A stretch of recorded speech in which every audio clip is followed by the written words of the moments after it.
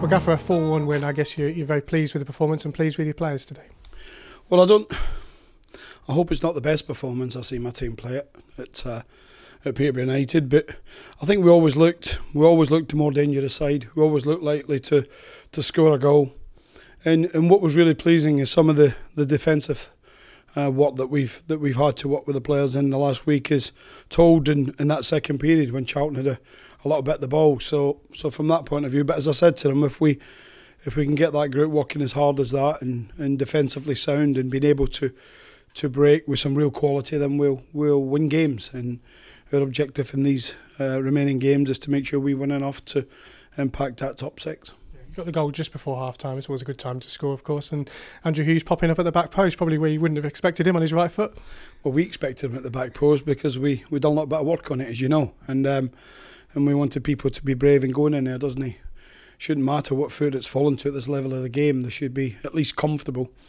And I thought Hughesy was one of our better players today. He has a very composed finish. And I think the second half is you're always waiting for Charlton to get back in the game. I'll need to look back and see if it's a penalty. My first thoughts was it might be, so that probably tends you to think it is. My disappointment was I think the referee initially said no penalty until he was approached by some of the Charlton boys and changed that a little bit. Or maybe he was having a moment. We'll give him the benefit of the doubt because I thought he was good today. We go 2-0 up. It looks as if it's going to be comfortable. It's a clear penalty on Marcus. And then we get sloppy and I think it's come off. Has it come off, Stephen? I don't know. We gave it to the striker because that's what we tend to do. But yeah, we'll have to see it back. Stephen will be pleased. I think it might have just missed the striker, and Stephen's worried about the other boy making the run, and he's probably got a touch on it, and it's gone in. And we felt a bit unfortunate. So we had to regroup for 5 or 10 minutes. You know, you can't then say we've gone 2-1, and they're going to have the upper hand with the ball, and they're going to press, and they're going to have some belief. And you probably see the changes we made, and I think that without a shadow of a doubt, the changes won the game for us. It wasn't the starting team, so, and it doesn't mean the changes will play. It just means they come on and they affected it. And above all, Jack Marriott gets back on the score sheet, and that's vital to Jack and vital to us. But you know, if there's one player in that whole squad I'm really pleased for today is Jermaine Anderson. He comes onto the pitch. He told me he'd normally be sitting with a big jacket on watching in the last few weeks, and that happens. It's happened with other players that I had at Mansfield and Leeds, etc. But I said to him afterwards, he's one of 3 players, in my opinion, professional opinion, on that pitch that can hit that ball for the goal, that can pass that ball. It's a world-class pass, and people look forward to seeing it later, I'm sure. Yeah, Marcus Maddison, obviously you were here for the Walsall game when he missed the penalty. It takes a little bit of bottle, doesn't it, to step up when you've missed one. Very cool and composed. Well, we had a little bit of practice yesterday. Marcus was slotting them in and Jack was slotting them in.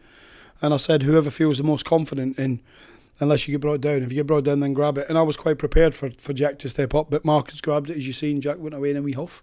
But he wasn't in a huff 10 minutes later or so when he's got the goal. But Marcus does what Marcus normally does. I thought of Walsall, it was a sloppy penalty. I thought he looked sloppy in his approach.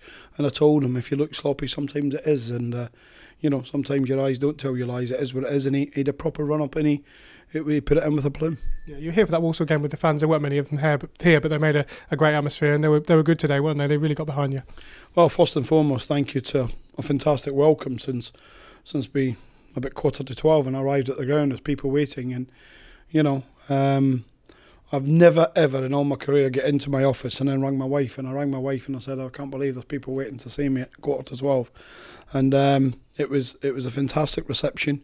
But you know what, I thought they were great. You know, when it's 2-1, I've been in the posh crowd when they've turned a little bit and they've been nervy and the moaning, and you know what, they stayed with the boys today. They stayed with the boys, and the boys gave them a real good Saturday. But you know, we're going to now try and give them a good Tuesday.